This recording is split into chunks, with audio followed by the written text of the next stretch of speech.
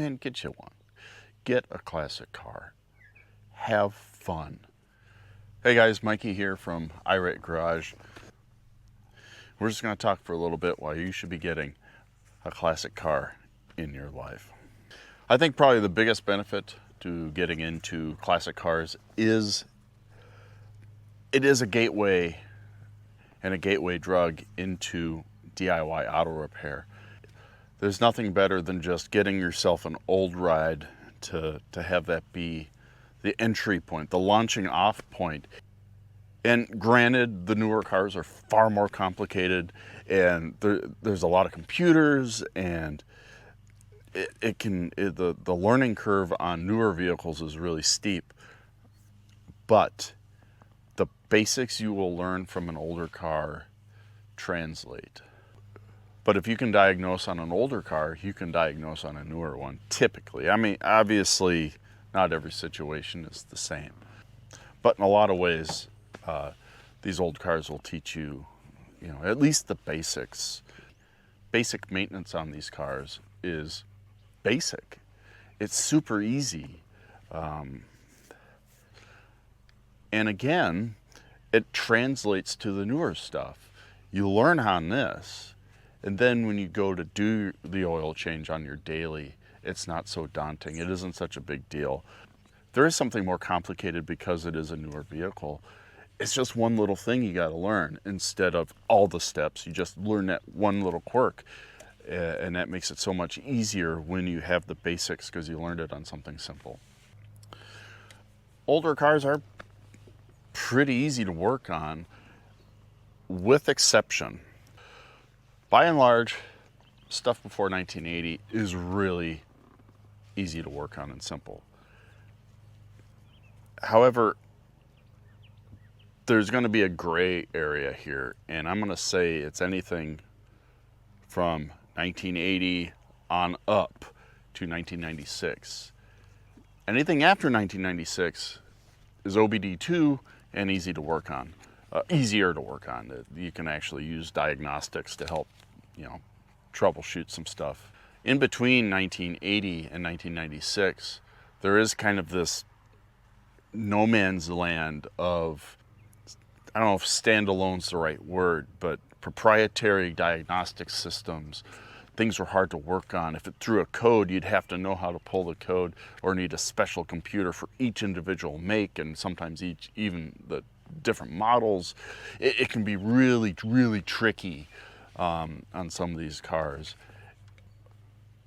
Really shoot for something pre-1980 by and large, but then there's Chrysler stuff that's computer controlled. There's early fuel injection stuff from GM. You have to be mindful. If you find something that you're like, that's kind of a cool car, look it up, research it, and see what's going on with it, and just try to avoid that stuff if you can, or at least make sure it's easy enough to circumvent that shit. Another awesome thing about learning DIY stuff on a classic car probably isn't your main ride, and you got the time to research and learn and try to wrap your head around whatever the issue is you're having. And what's great about now, back in the day, you were kind of stuffed. Unless you were really good at finding forums and searching on forums for the answers you had, if it was a mystery, you had to get your hands dirty. Now it is so easy, not easy, but it's such an advantage to be able to Google the symptoms you have and then get a list of things, a list of solutions that may solve your problem. Now, granted, a lot of forums, it seems like you get 4 or 5 comments in and it turns into an argument.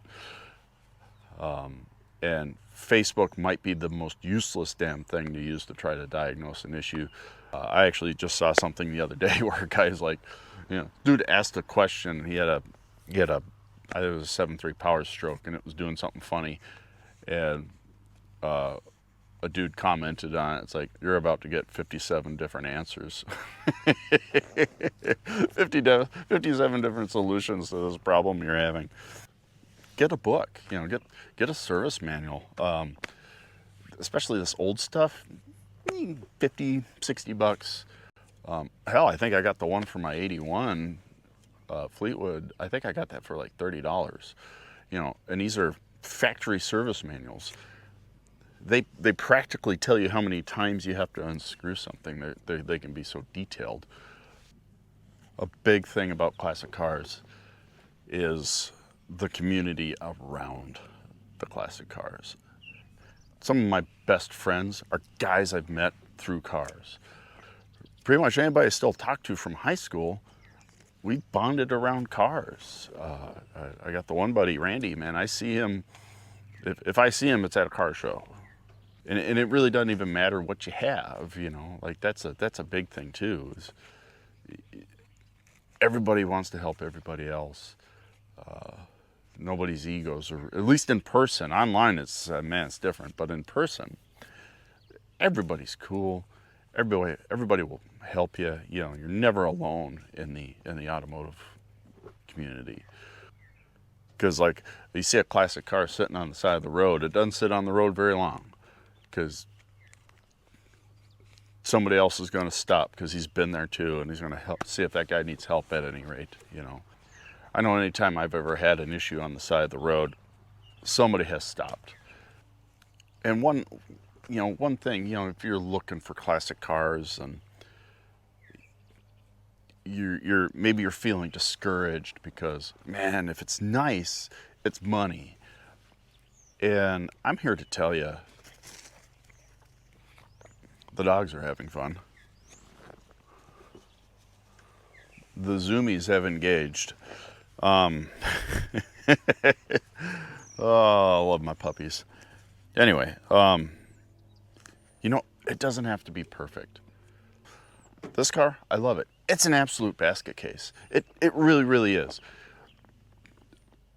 There's a couple spots where paint has chipped here and there, and it's like it's got, this door is gold or something, and that one I think was white. And when I did the bumper fillers in the back, I saw it had been rear-ended, and if you look on one side, it's kind of straight, and on the other side, it kind of bulges out.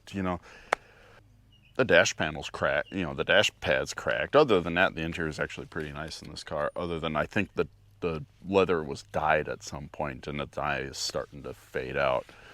I believe the seat was blue at some point, if I'm not mistaken. It kind of has a hue to it. But it doesn't matter. The paint's cracking. It's really bad on the trunk. It's a Mako paint job from the early 90s, late 80s, early 90s.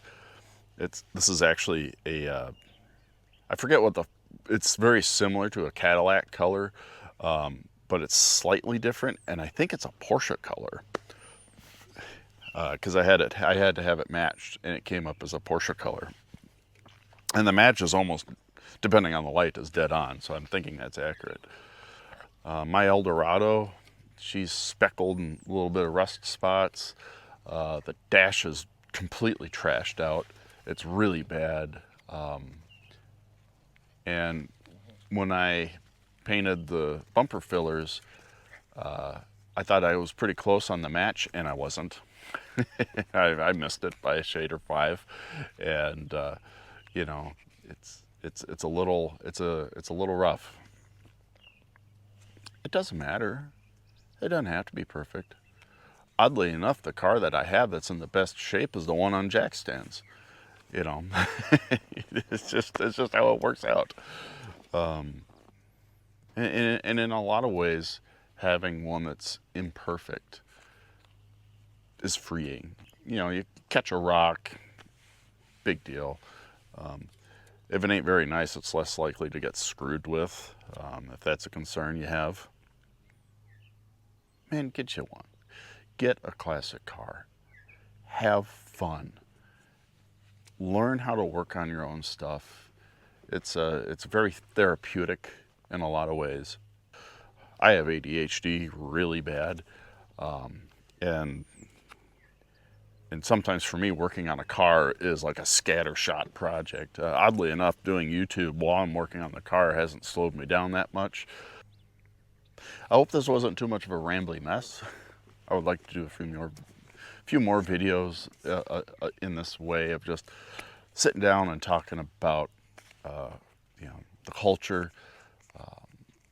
DIYing, the concepts and, you know, borderline philosophies of, you know, classic car ownership and part of the community. You know, that this is such a fun hobby, and it doesn't matter if you're into Cadillacs or if you're into, you know, Camaros or Corvettes or Mustangs or Chargers or DeLoreans or Panteras or whatever. It doesn't matter. And you don't have to spend a lot of money. I'm going to cover that in a future video, that, man, you can really, you know, you can be cheap and still get a car that's enjoyable.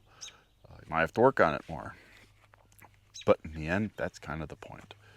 Anyway, guys, hope you liked this video. If you did, you know what to do. If you want to see more, please subscribe. Again, I think I want to do this format of video that doesn't seem to be like too many people are doing it. Well, I think it's noisy enough now. Anyway, guys, until next time, be safe. I'll see you later.